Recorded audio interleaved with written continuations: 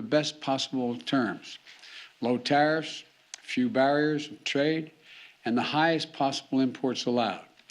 In the United States, we call this permanent normal trade relations, PNTR, but it's the same thing.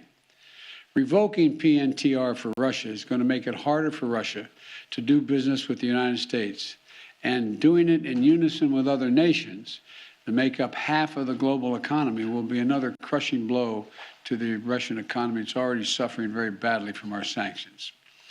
And I want to thank Speaker Pelosi, Leader McCarthy, Leaders Schumer and McConnell, and Senators Wyden and Crapo, Representatives Neal and Brady, for their bipartisan leadership on this in the Congress.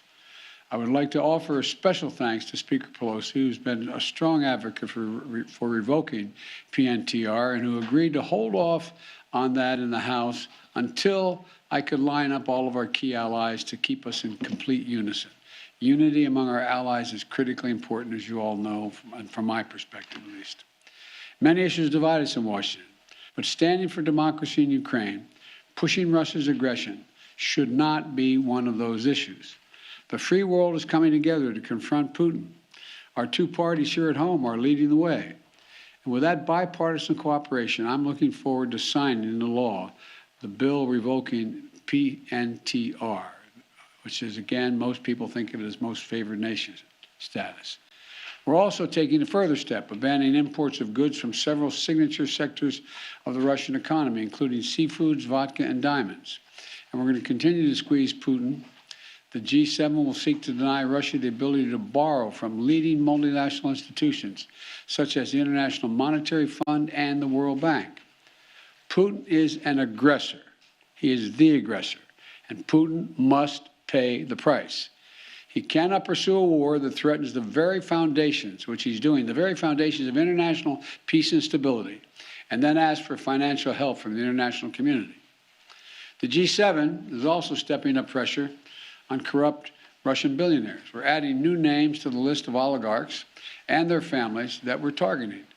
And we're increasing coordination among the G7 countries to target and capture their ill-begotten gains. They support Putin. They steal from the Russian people, and they seek to hide their money in our countries. They're part of that kleptocracy that exists in Moscow, and they must share in the pain of these sanctions.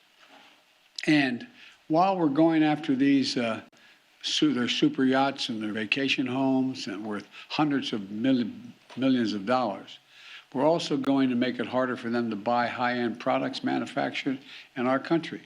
We're banning the export of luxury goods to Russia. They're also the latest steps we're taking, but they're not the last steps we're going to take.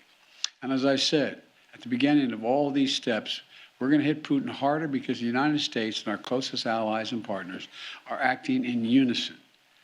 And the totality of our sanctions and export controls is crushing the Russian economy. The ruble has lost more than half its value. They tell me it takes about 200 rubles to equal $1 these days. Moscow Stock Exchange has been closed for 2 weeks because they know the moment it opens, it will probably collapse. Credit rating agencies has downgraded Russia's government to junk status, its economy to junk status. The list of businesses, international corporations leaving Russia is growing by the day.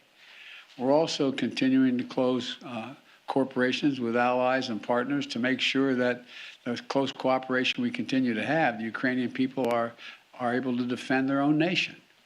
The United States has sent more than $1 billion in security assistance to Ukraine over the last year, including anti-armor and anti-air capabilities, taking out tanks and planes and helicopters, with new shipments arriving every day. We, the United States, are also facilitating significant shipments of security assistance from our allies and partners to Ukraine. And the humanitarian front, we're working closely with the UN and humanitarian organizations to support the people of Ukraine who have been displaced by the violence in Ukraine. We're providing tens of thousands of tons of humanitarian supplies, food, water, medicines, coming via truck and train every single day. Yesterday in Poland, Vice President Harris announced an additional $53 million in additional humanitarian support to Ukraine. That brings the total humanitarian assistance to $107 million in just 2 weeks. We've joined this effort with more than 30 other countries who are providing hundreds of millions more.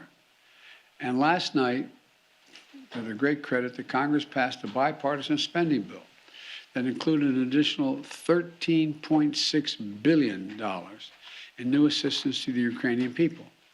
And I look forward to signing that immediately. And I also want to be clear, though. We will make sure Ukraine has weapons to defend against an invading Russian force. We will send money and food and aid to save the Ukrainian people.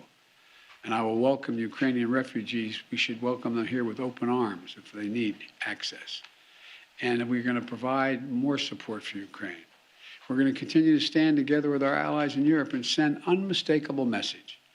We'll defend every single inch of NATO territory with the full might of the united and galvanized NATO.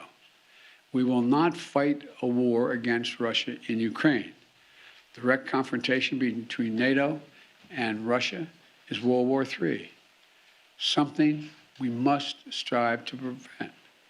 But we already know Putin's war against Ukraine will never be a victory. He hoped to dominate Ukraine without a fight. He failed. He hoped to fracture European resolve. He failed. He hoped to weaken the transatlantic alliance. He failed. He hoped to split apart American democracies in terms of our positions. He failed. The American people are united. The world is united. And we stand with the people of Ukraine. We will not let autocrats and would-be emperors dictate the direction of the world. Democracies are rising to meet this moment, rallying the world to the side of peace and the side of security. We're showing our strength, and we will not falter. God bless all of you. God bless Ukraine, and God bless our troops.